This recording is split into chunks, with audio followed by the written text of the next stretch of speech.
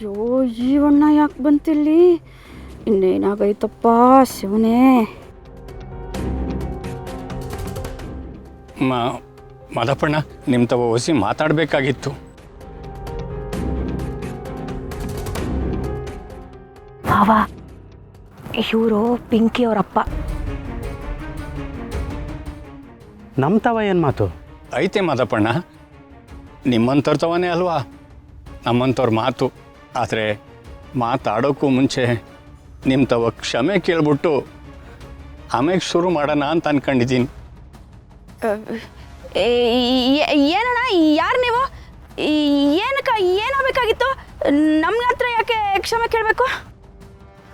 ಲೀಲಾ, ಚೆನ್ನಾಗಿ ನಾಟಕ ಮಾಡ್ತೀಯ ಕಣೆ. ಆದರೆ ಈ ನಿನ್ನ ನಾಟಕ ನನ್ನ ಸೊಸೆ ನನ್ನ ಹತ್ರ ನಡೆಯೋಕ್ಕಿಲ್ಲ. ಅದು ಏನು ಹೇಳಬೇಕು ಅಂತ ಹೇಳಿದ್ರೆ ನಾವೊಂದು ಫ್ಯಾಮಿಲಿ ಫಂಕ್ಷನ್ಗೆ ಹೊರಟಿದ್ದೀವಿ, ಲೇಟ್ ಆಗುತ್ತೆ. ಹೇಳ್ತೀನಿ ಮಾದಪ್ಪಣ್ಣ, ಹೇಳ್ತೀನಿ. ಏನೋ ಆಗಿದ್ದು ಆಗೋಯ್ತು, ನಮ್ಮನ್ನು ಕ್ಷಮಿಸ್ಬಿಡಿ. ನಿಮ್ಮನ್ನು ದಮ್ಮಯ್ಯ ಅಂತೀನಿ, ನಿಮ್ಮ ಕಾಲಿಡ್ಕತ್ತೀನಿ. ರೀ ರೀ ಎದ್ದೇಳ್ರಿ, ಏನ್ರಿ ಮಾಡ್ತಾ ಇದ್ದೀರಾ ನೀವು? ಮಾವ, ನೀವಿಂಥವ್ರ ಹತ್ರ ಎಲ್ಲ ಕಾಲೆಲ್ಲ ಮುಟ್ಟಿಸ್ಕೋಬೇಡಿ ಮಾವ. ಏನೋ ಪಾಪ ದೊಡ್ಡವರು ಏನೋ ಹೇಳ್ತೀರಾ ಅಂತ ನಿಂತ್ಕೊಂಡ್ರೆ ಏನೇನೋ ಮಾಡ್ತಿದ್ದೀರಲ್ರಿ. ಎದ್ದೇಳಿ ಎದ್ದೇಳಿ, ಒಂದು ನಿಮಿಷ ದಾರಿ ಬಿಡಿ. ಏನೇನೋ ಮಾಡ್ತಿಲ್ಲ ಕಣವ, ನಮ್ಮ ಜೀವನದ ಭಿಕ್ಷೆ ಬಿಡ್ತಾ ಇದ್ದೀನಿ.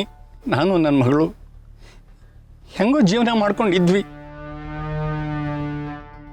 ಆದರೆ ಒಂದಿನ ನನ್ನ ಮಗಳು ಬಂದು, ಅಪ್ಪ ನಾನು ಸೀನನ್ನು ಲವ್ ಮಾಡ್ತಾ ಇದ್ದೀನಿ ಅಂತ ಹೇಳ್ದು.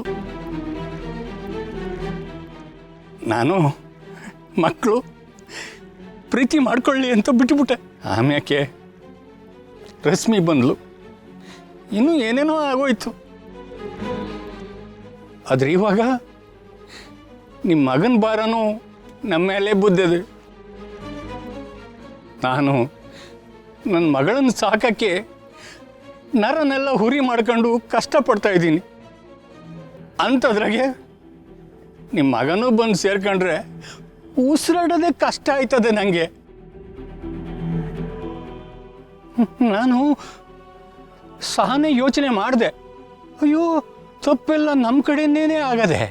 ಯಾವಾಗ ಸೀನಾ ರಶ್ಮಿ ಕುತ್ತಿಗೆಗೆ ತಾಳಿ ಕಟ್ದ ಅಂತ ಗೊತ್ತಾಯ್ತೋ ಆಗಲೇ ಪಿಂಕಿ ಸೀನನ್ನ ಮರ್ತು ಬಿಡ್ಬೇಕಾಗಿತ್ತು. ಸೀನನು ಪಿಂಕಿನ ಮರ್ತು ಬಿಡ್ಬೇಕಾಗಿತ್ತು. ಆದರೆ ಅವ್ರು ಹಂಗೆ ಮಾಡಲಿಲ್ಲ. ಇಬ್ಬರು ಮನ್ಸಿಗೆ ಬಂದಂಗೆ ನಡ್ಕೊಂಬಿಟ್ರು. ಇಷ್ಟೆಲ್ಲ ಆದ್ಮೇಲೆ ನಿಮ್ಮ ಮನ್ಸಿಗೆ ನೋವಾಯ್ತು ಇರ್ತದ. ನೀವು ಸಾನೆ ಸಾಪ ಹಾಕಿರ್ತೀರ, ನೊಂದಿರ್ತೀರ, ಹತ್ತಿರ್ತೀರ. ಆದರೆ ಆ ಸಾಪ ಎಲ್ಲ ನಮಗೆ ನಾಟಕ್ಕಿಲ್ವಲ್ಲ. ಇಲ್ಲ ಇಲ್ಲ, ನಾಟಿರ್ತದೆ.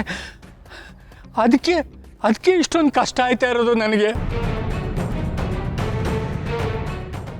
ಅಮ್ಮ, ತಾಯಿ ರಶ್ಮಿ, ನಾವು ಮಾಡಿರೋ ತಪ್ಪನ್ನೆಲ್ಲ ನಿನ್ನ ಹೊಟ್ಟೆ ಒಳಗೆ ಹಾಕ್ಕೊಂಡು ನಿನ್ನ ಗಂಡನ್ನ ಕರ್ಕೊಳ್ಳವ.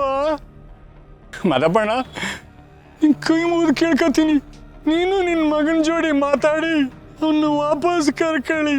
ನನ್ನ ಕೈನಾಗ ಆಯ್ತಿಲ್ಲ, ಅಯ್ಯೋ ನನ್ನ ಕೈನಾಗ ಆಯ್ತಿಲ್ಲ.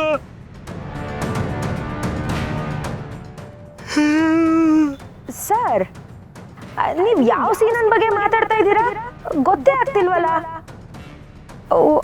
ಅಲ್ಲ, ನೀವ್ಯಾರು?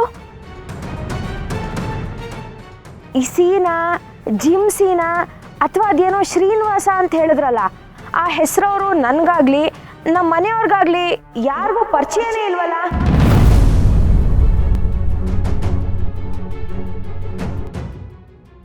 ಅದು ನೀವು ಯಾರೋ ಬೇರೆಯವರು ಅಂತ ತಪ್ಪು ತಿಳ್ಕೊಂಡು ನಮ್ಮ ಹತ್ರ ಬಂದು ಕೇಳ್ತಾ ಇದ್ದೀರಾ ಅನ್ಸತ್ತೆ. ನಮ್ಗಂತವ್ರು ಯಾರೂ ಗೊತ್ತಿಲ್ಲ ಸರ್. ನಾವು ಆಗಲೇ ಹೇಳ್ದಂಗೆ ಒಂದು ಅರ್ಜೆಂಟಾಗೆ ಒಂದು ಫ್ಯಾಮಿಲಿ ಫಂಕ್ಷನ್ಗೆ ಹೋಗ್ತಾ ಇದ್ದೀವಿ ಸರ್. ನೀವು ಅದು ಯಾರನ್ನೂ ಹುಡುಕ್ತಾ ಇದ್ದೀರಲ್ಲ, ಅವರು ಆದಷ್ಟು ಬೇಗ ನಿಮಗೆ ಸಿಗಲಿ ಸರ್. ಅದ್ಯಾರೋ ಈ ಸೀನಾ ಅಂತೇನೋ ಹೇಳ್ತಾ ಇದ್ರಲ್ಲ, ನಿಮ್ಮ ಜೀವನದಿಂದ ಅವ್ರು ಆದಷ್ಟು ಬೇಗ ಹೋಗಲಿ ಅಂತ ನಾವು ದೇವರ ಹತ್ರ ವಿಶಿಂಗ್ಸ್ ಮಾಡ್ಕೋತೀವಿ. ಆಯಿತಾ ಸರ್? ಅತ್ತೆ ಮಾವ ಲೇಟಾಗಿ ಹೋಗುತ್ತೆ, ಬನ್ನಿ ಹೊರಡೋಣ. ಸರ್ ಸ್ವಲ್ಪ ಸರ್ ದಾರಿ, ಬನ್ನಿ ಬನ್ನಿ.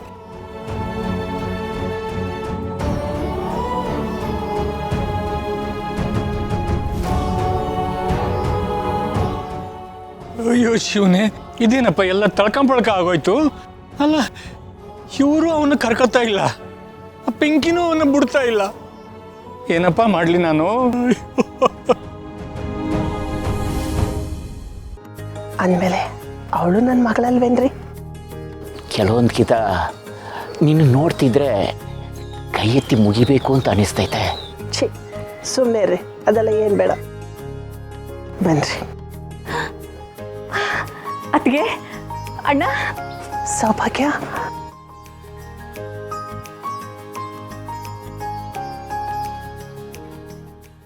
ಚೆನ್ನಾಗಿದೆಯವ?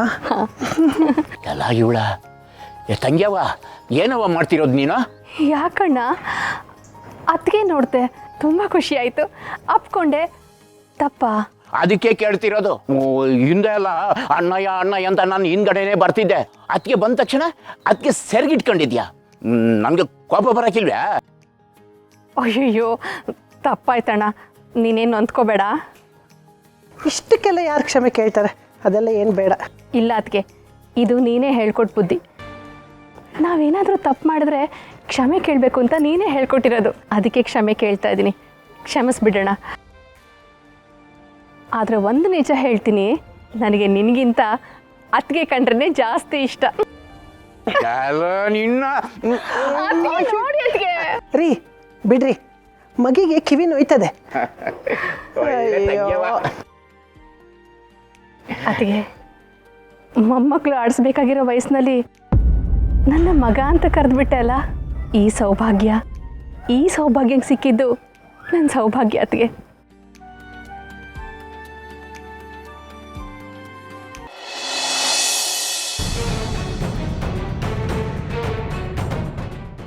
ಇವಾಗ ಏನಾಯ್ತು ಅಂತ ಇಷ್ಟೊಂದು ಕೋಪ ಮಾಡ್ಕೊಂಡಿದ್ಯಾ?